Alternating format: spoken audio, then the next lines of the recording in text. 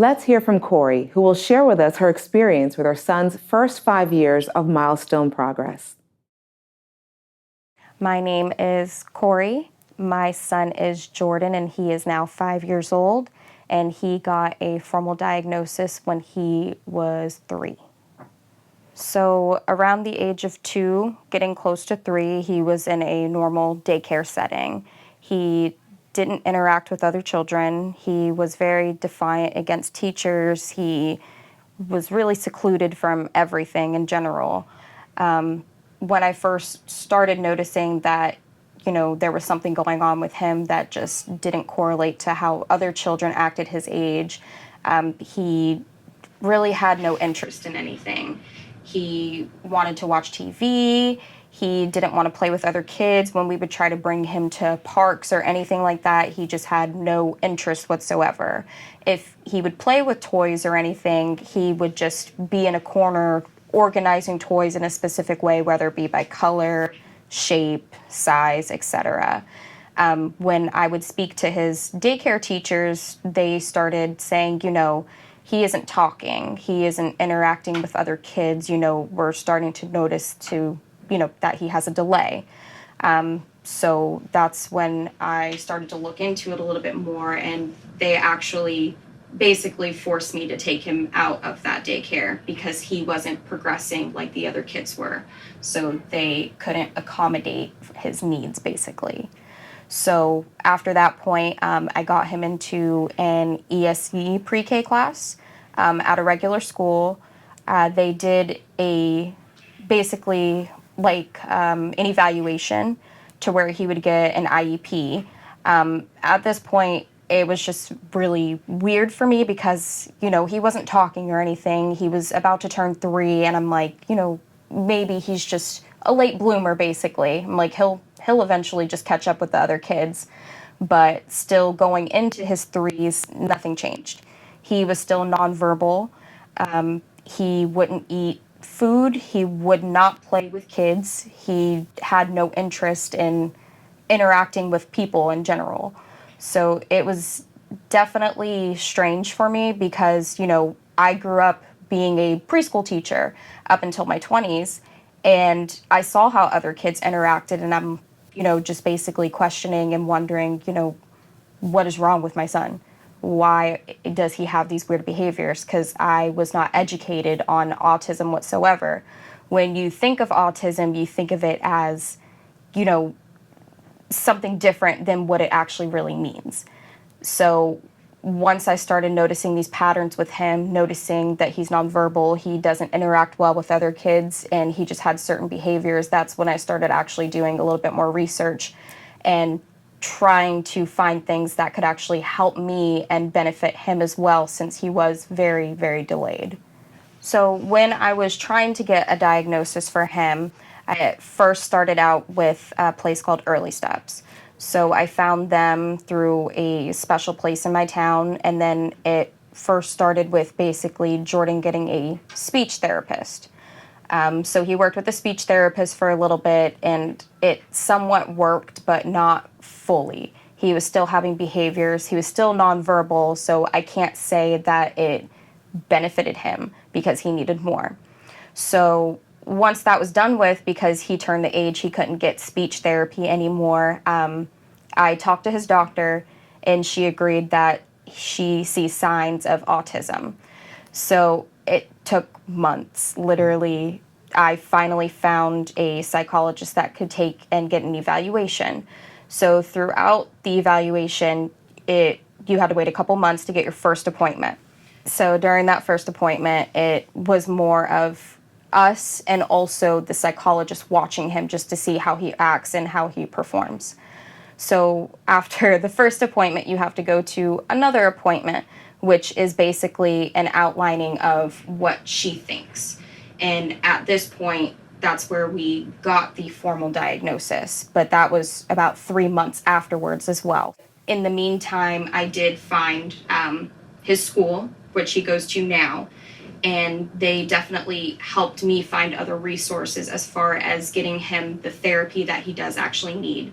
So now he has 3 therapists that work with him out of the 8 hours he is here, on daily routines. He doesn't brush his teeth by himself. He's not potty trained. He talks, but it's very gibberish like. He won't eat certain foods. He's defiant towards teachers. He doesn't play well with other kids whatsoever.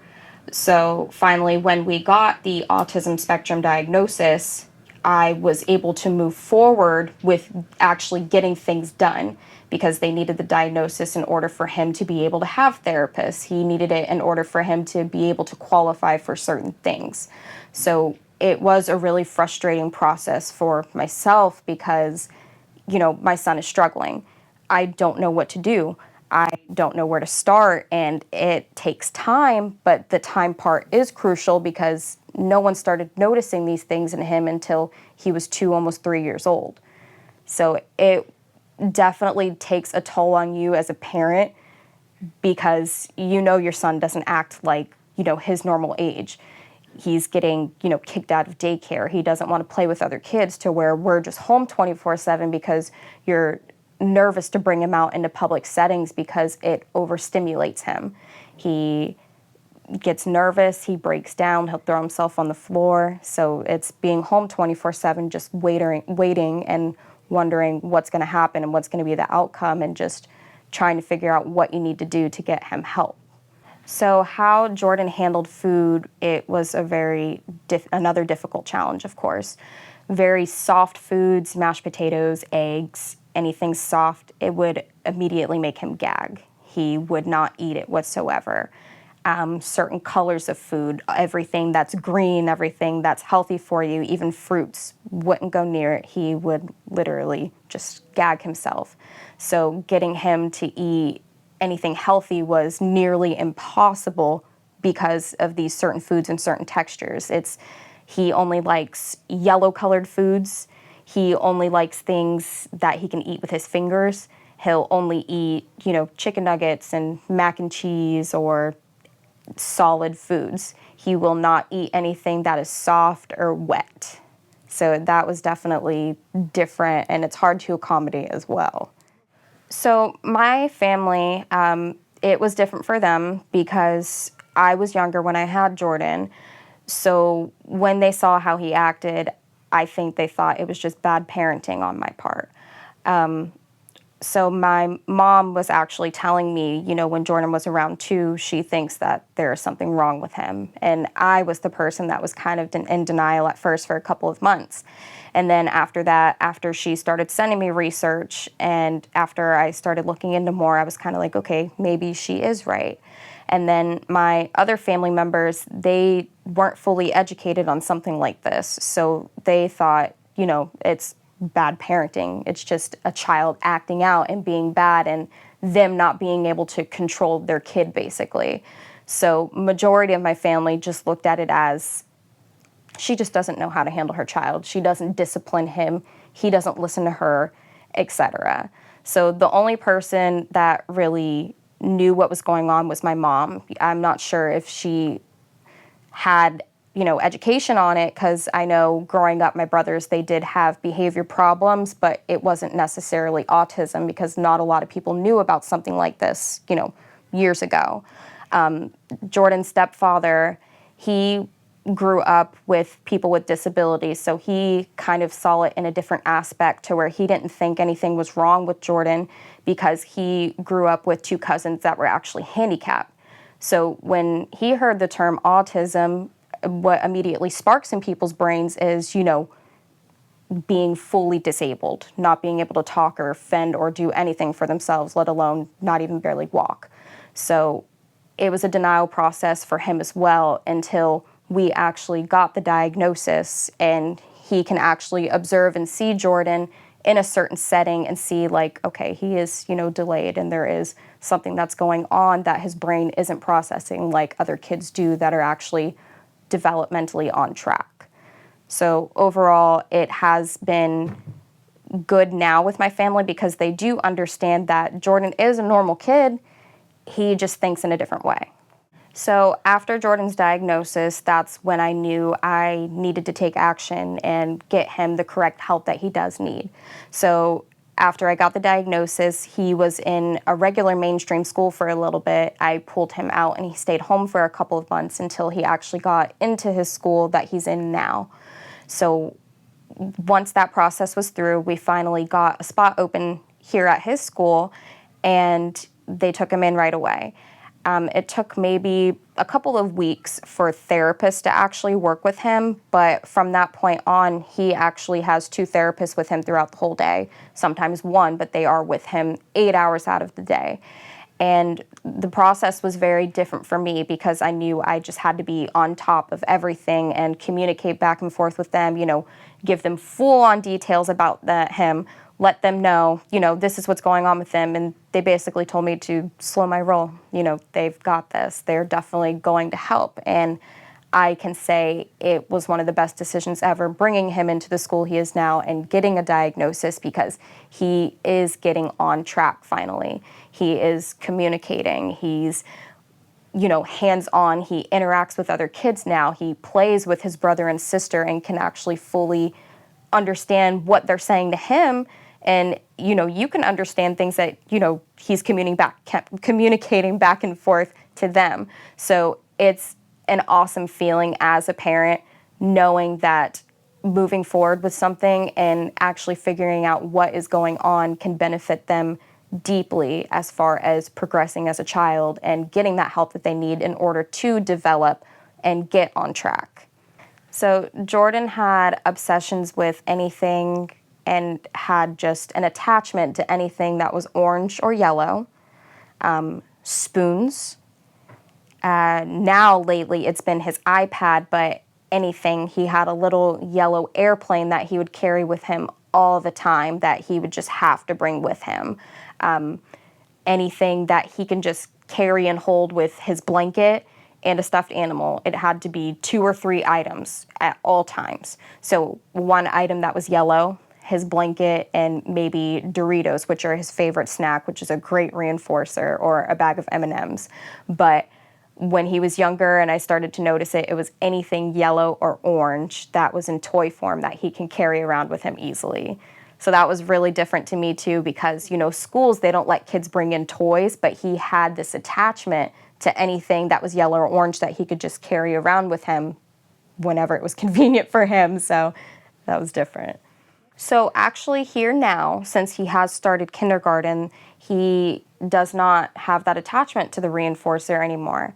So at home it's a different story, but he knows when we pull up to school, he has to leave it in the car. So our schedule, when we walk out of the door into the house to go get into the car, he has his one toy with him, and then he has his blanket.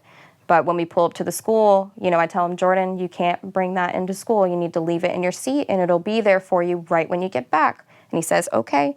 And he has finally learned that he has to leave in the car so he can go learn in his class, and he has developed and progressed with that 100% without having a fight with him, without him, struggling to leave that item, because he knows, my mom told me it'll be here when I get back. So I'm just going to leave it, not cause a scene or a fight, and it'll be back right when I get here. So that was also a process, because probably for years it was a struggle. It was a fight to where you just feel flustered and you just feel defeated to where, okay, I'm just going to let him bring it because I don't want to cause a scene, and we have stuff to do as parents, and it's just easier this way. But now he has finally learned, with the help of his therapist, with me being more patient and everything, of just explaining, it'll be right here when you get back. So he has learned a lot from that too. So if I was talking to another parent, I would tell them, don't listen to anyone else besides yourself, because there were people around me that, were kind of telling me he's just a late bloomer. He'll eventually catch on. He doesn't need anything special. He'll just eventually do what other kids do.